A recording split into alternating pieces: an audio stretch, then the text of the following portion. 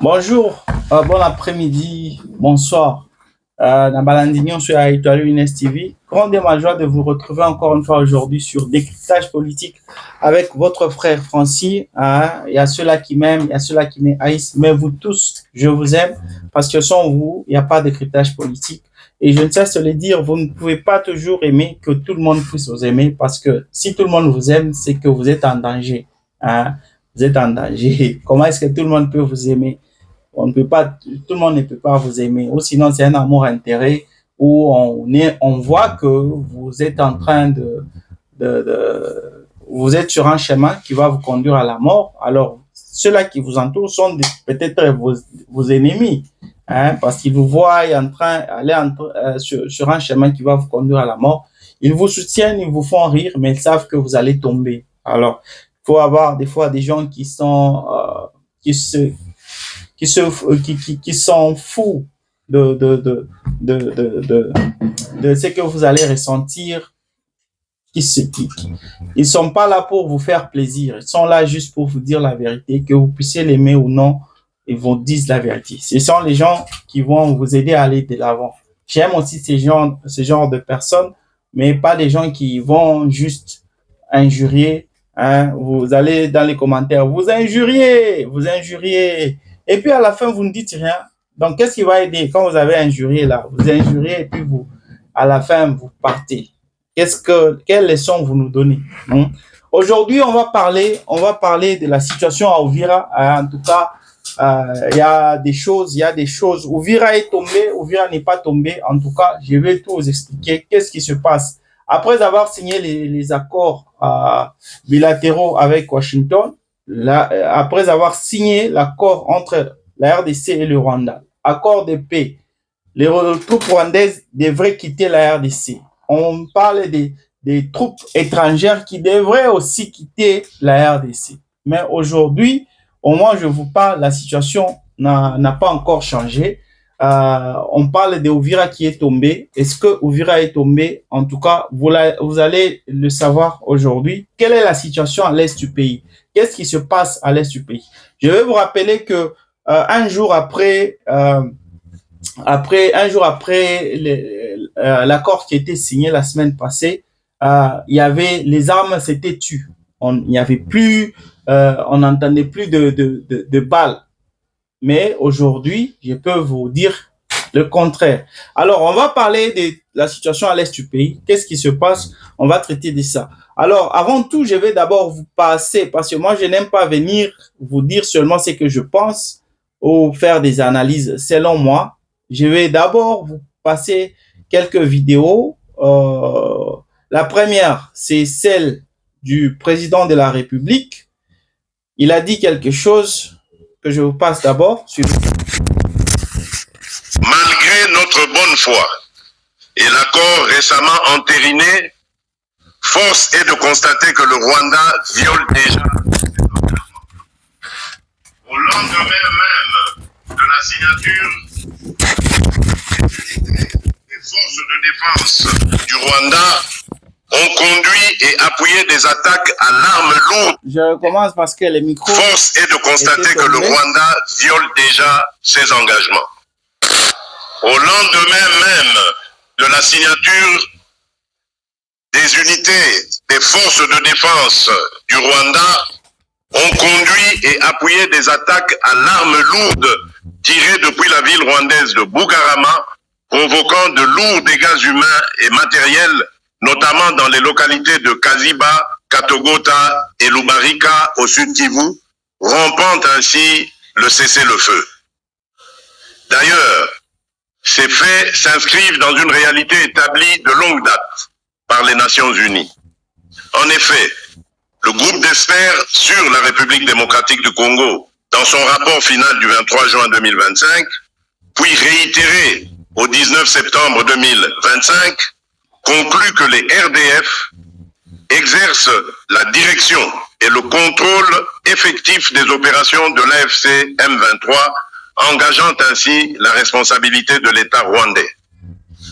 Fidèle à la parole donnée et aux mécanismes de vérification convenus avec nos partenaires, la République démocratique du Congo n'esquivera jamais sa responsabilité de protéger ses populations partout où elles sont menacées.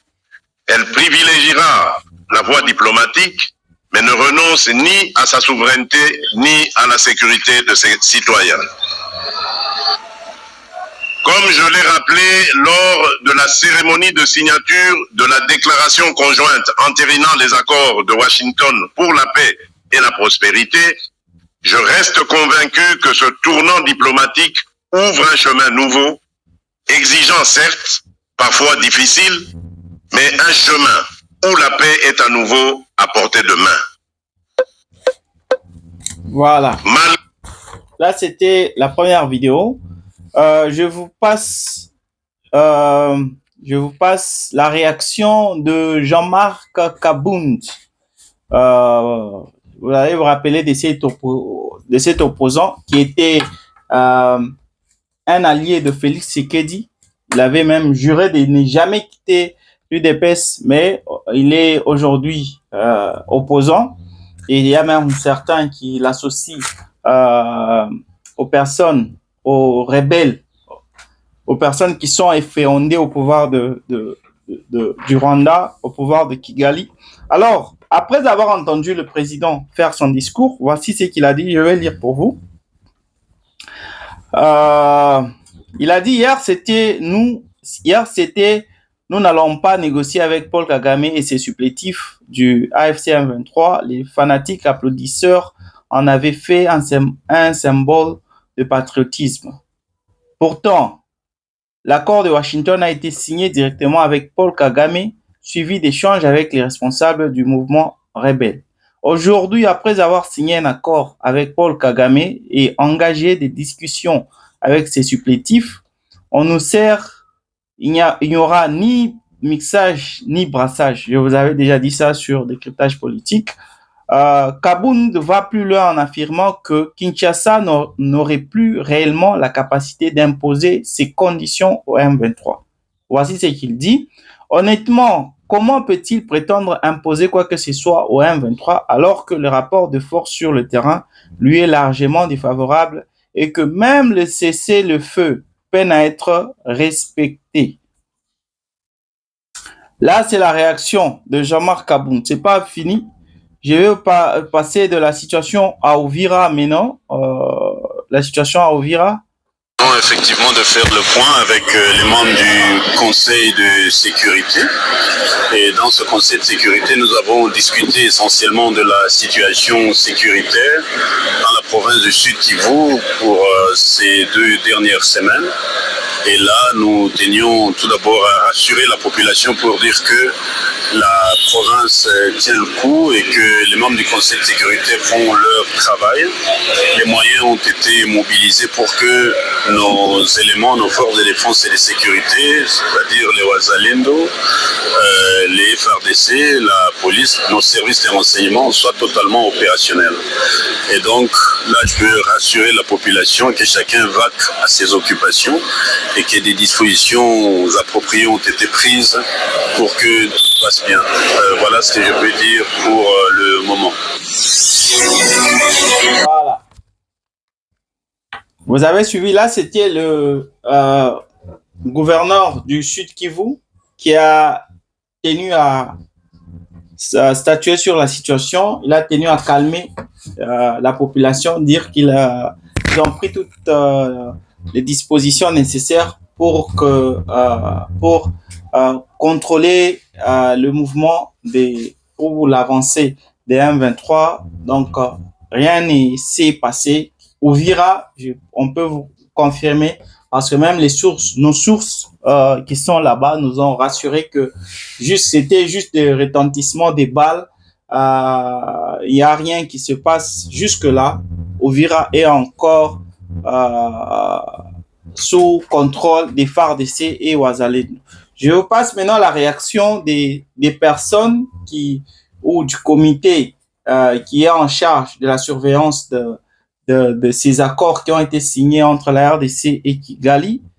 Je vous passe ça, je vais vous lire ça plutôt. Il y a un groupe qu'on appelle le groupe de contact international GCI, le groupe de contact international qui a dénoncé l'escalade alarmante dans le Sud Kivu et pointé directement du doigt le Rwanda et les M23. Une nouvelle offensive du M23 soutenue par le Rwanda autour du Vira à la frontière du Burundi risque, selon le GCI, de déstabiliser l'ensemble de la région, ce qui retient particulièrement l'attention des capitales occidentales. C'est l'emploi croissant des drones d'attaque et faits nouveaux et inquiétants de drones suicides. Cela constitue une escalade significative des combats et représente un risque aigu pour les populations civiles, martèle le texte. Le GCI exige l'arrêt immédiat des opérations offensives du M23 et des forces de défense rwandaises dans l'est de la RDC, le retrait pur et simple des troupes rwandaises du territoire congolais conformément à la résolution 2773 du Conseil de sécurité de l'ONU et le respect par le M23 de la déclaration de principe signée à Doha le 19 juillet 2025. Les signataires sont les États-Unis, la Belgique, le Danemark, la France, l'Allemagne. L'Allemagne préside d'ailleurs le groupe. Il y a le Pays-Bas, la Suède, la Suisse, le Royaume-Uni, l'Union européenne et l'Union européenne rappelle également les accords de Washington du 4 décembre et l'accord cadré de Doha du 15 novembre, fruit des mois de diplomatie intense. Tout discours ou action provocatrice qui mettrait en péril ces avancées serait avertissent-ils, irréparable. Enfin, le GCI réclame un cessez-le-feu clair et immédiat, la protection des civils et un accès humanitaire total, sûr et sans entrave dans une région où des centaines de milliers de personnes sont déjà déplacées. Là, c'était la réaction de la DGCI. Alors, la situation, elle est telle que je voulais présenter. Le gouverneur Jean-Jacques, le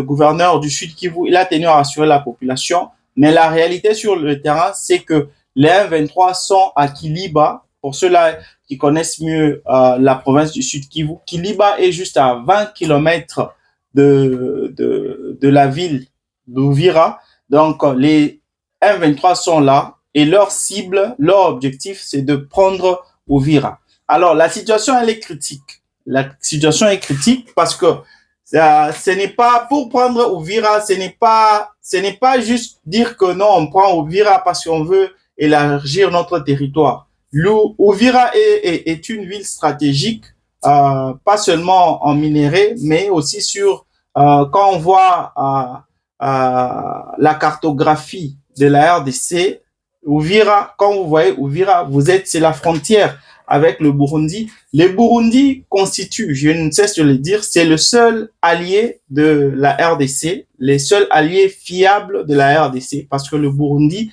se bat réellement pour la RDC, parce que le Burundi a pour ennemi le Rwanda et l'Ouganda. Alors, les Burundais, eux, se battent aux côtés des FARDC pour défendre les intérêts congolais. Ils n'ont pas d'intérêt là-dessus, bien qu'ils ont été aussi invités à signer les accords à Washington. C'était juste parce que ils sont partie des pays qui sont impliqués dans cette guerre à l'est du pays. Voilà pourquoi ils ont aussi été invités. Uvira c'est la frontière entre la RDC, c'est pas la RDC et le Burundi, c'est à la frontière entre la RDC et le Burundi. Donc, si Uvira tombait aujourd'hui, il n'y aura plus de communication entre le Burundi et la RDC. La frontière sera fermée. Vous allez vous rappeler de l'autre côté de la frontière avec l'Ouganda, à Bunangana, la frontière était fermée, mais quand les M23 ont pris le contrôle, après quelques mois, ils ont décidé de réouvrir. Au moment où cette zone était occupée encore par les M23. Donc, ils ont réouvert parce que les Ougandais travaillent avec les M23. Ce sont les mêmes personnes. Alors, c'est plus le cas avec le Burundi. Donc, si Uvira tombé, on coupe toute relation diplomatique, toute relation avec le Burundi. Donc, les Burundais, eux qui se battent aux côtés des FARDC, ne peuvent plus venir en RDC pour se battre aux côtés des FARDC. Parce que jusque-là, il y a les Burundais, il y a les FARDC et les Wazalendo qui opposent une résistance au M23. D'ailleurs, demain, je vais vous passer une vidéo dans laquelle Corneille Nangaa il est en train de demander aux Wazalendo de joindre son mouvement d'AFC M23, de joindre la force. Je vais vous passer ça demain. Alors, il a vu que il est en train de demander cela parce que il a vu que jusque-là, s'il y a une opposition, il y a une force qui résiste ou qui fait face à ces troupes, ce sont les Wazalendo. Ça, c'est pour demain. Donc, je vais vous passer la vidéo demain. Donc, la situation à l'Est, elle est telle qu'elle est. Uvira n'est pas encore tombé, mais cela ne veut pas dire que le mal est passé. Non, ils sont toujours aux alentours. Je vous l'ai dit, ils sont à Kiliba, à 20 km de la province, à 20 km de Uvira. Alors, cela je me ramène un peu à ce que le président Félix Tshisekedi a dit dans la première vidéo. Le président Félix Tshisekedi a dit que le Rwanda n'a pas respecté, à peine signé cet accord avec la RDC, le Rwanda ne respecte pas cet accord. Il y a Jean-Marc Abound qui dit aussi que selon lui, le président de la République a échoué. Le seul moyen, c'est le dialogue. Il a déjà échoué. Avant, il parlait qu'il n'allait pas traiter avec le Rwanda. Maintenant, il parle, il n'y aura pas mixage et brassage. Donc, il a déjà échoué. Le président a déjà échoué. Dans l'autre vidéo, je vous ai parlé c'était le gouverneur de la province du Sud Kivu qui parlait de la situation. Il a dit que toutes les dispositions étaient déjà prises pour que Uvira ne puisse pas tomber. Mais cela ne garantit pas à 100% que Uvira ne va pas tomber si il baissait contrôle, parce que les M23 sont soutenus par 7000 Rwandais. Donc, ils utilisent même des drones suicidaires. Donc, ils utilisent la dernière technologie militaire. Je vous l'ai dit, la RDC qui est sous embargo militaire, on ne peut pas acheter des armes. On ne peut pas acheter des armes. On ne peut pas... toute arme que nous avons... l'embargo qui nous avait été imposé en 2000, c'était qu'on ne pouvait pas plus acheter d'armes. Mais quand ça a été allégé en 2021, on nous a autorisé d'acheter des armes. Mais des armes, toute arme que nous devons acheter doit être signalée ou signifiée aux États-Unis. C'est les États-Unis qui doivent nous accorder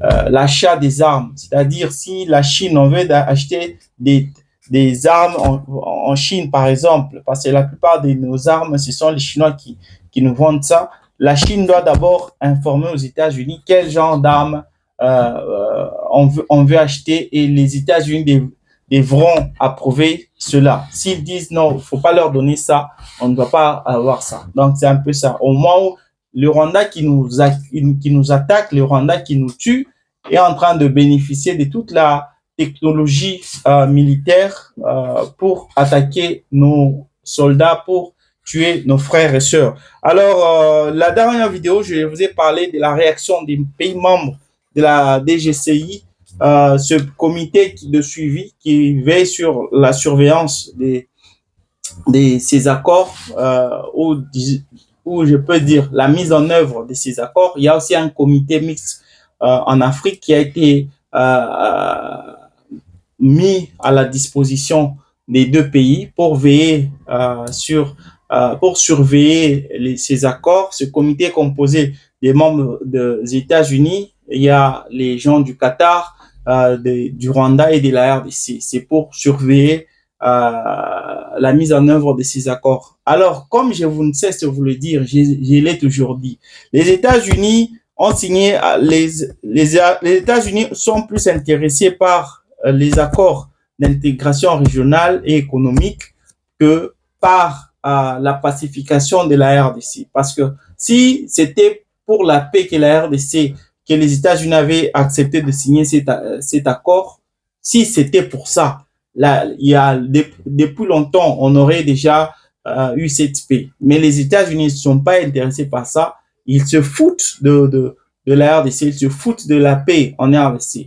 Eux, ce qui les intéresse, c'est l'argent. Ce qui les intéresse, ce sont nos minéraux, les terres rares que nous avons en RDC. C'est ce qui les intéresse. Voilà pourquoi ils ont tout fait pour qu'en un mois, nous puissions Félix Tshisekedi puisse signer avant la fin de l'année, que le président Félix Tshisekedi puisse signer cet accord, l'accord global entre Félix Tshisekedi et le président rwandais. Vous allez vous-même comprendre.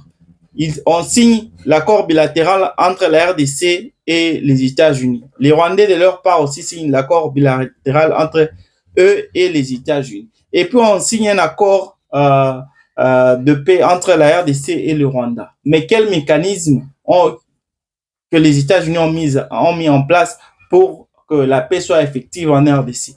Quand on a demandé, je voulais passer sur des cryptages politiques, quand on a demandé à Donald Trump qu'est-ce qui allait se passer, parce qu'au moment où vous êtes en train de signer cet accord, il y a des gens qui meurent à l'est du pays. Les gens, il a renvoyé la balle directement dans le camp des deux présidents. Il a dit que j'ai fait confiance en ces gens, ce sont des grands leaders, ils vont tout faire pour respecter cet accord. Donc, vous comprenez que, un peu comme le jour de l'accord de principe, le 27 juin, quand on avait demandé, vous avez signé cet accord, maintenant, qu'est-ce qui va se passer si un pays ne respectait pas cet accord? Donald Trump avait donné la même réponse. En ce temps-là, ce n'était pas les présidents, c'était les ministres des Affaires étrangères. Il avait dit, j'ai fait confiance en ces gens, ils vont tout faire pour respecter cet accord. Si les ministres, eux, n'ont pas respecté, les présidents aussi, bon, vous comprenez, lui, il se fout de la paix en RDC. Lui, ce qui l'intéresse, ce sont nos terres rares, ce sont nos minéraux. Voilà pourquoi j'apprécie, il y a quelque chose que j'ai apprécié du président Félix Tshisekedi. Vraiment, c'est à saluer. Comme je l'ai dit, s'il fait quelque chose de bien, je vais saluer. Pour la première fois, c'est du temps de Félix Tshisekedi que le budget militaire avait augmenté. Il avait doublé du temps de Félix Tshisekedi. Je pense que c'était en 2023, qui s'est passé de 344 millions à 688 millions de dollars. Et à l'horizon 2028, pour l'année prochaine, le président de la République a accepté, le Parlement a voté 30% du budget national qui va être alloué pour la sécurité en République démocratique du Congo. Vous voyez qu'il y a des progrès que le gouvernement est en train de faire pour améliorer la sécurité dans le long terme en RDC. C'est une bonne chose, une bonne initiative, parce que c'est un grand chantier, les FARDC, c'est un grand chantier. On parle de remaniement de l'armée. Il y a des personnes qui doivent quitter l'armée, il y a des choses qui doivent être améliorées, la gestion des fonds des militaires qui doivent être bien gérés. C'est tout un système, c'est toute une structure qui doit être renouvelée ou qui doit être implémentée. Donc, c'est tout un chantier. En tout cas, tout se passe quand même. Il y a de l'espoir pour notre armée. Nous espérons seulement que quand il y aura l'argent, il n'y aura pas corruption, parce qu'il y a toujours corruption. Il faudrait que le gouvernement mette en place des systèmes pour que l'argent qui est payé, je ne sais pas, à partir du gouvernement central, quand on paye les militaires, qu'il y ait des comptes qu'ils aient des comptes bancaires qui vont permettre à ce que quand on te paye, par exemple, $500 à partir de Kinshasa, que toi-même, dans ton compte bancaire, que tu puisses recevoir directement cet argent. C'est pas dire que ça doit passer par X et X doit passer l'argent à Y et de Y, on doit passer à Z, et c'est après Z, c'est maintenant que le soldat va recevoir son argent. Vous voyez, c'est avec ça, voilà pourquoi, c'est ce qui fait que le gouvernement, par exemple, a débloqué 100 millions de dollars pour le paiement des salaires des soldats, mais l'argent que les soldats reçoivent, c'est peut-être 20 millions. Vous voyez, parce que celui-ci, X prend sa part, Y prend sa part, Z prend sa part, et ce qui arrive au soldat qui est au front avec au péril de sa vie, qui se bat au péril de sa vie, ne touche presque rien. Ouais. Alors, c'est pas un bon système. Tout doit être structuré, un peu comme dans tous les pays développés. Nous l'espérons vraiment. Mesdames et messieurs, merci d'avoir été des nôtres. Merci de nous avoir suivis. C'était Décryptage politique avec votre frère Francis. Merci. Je vous retrouve demain. Bye.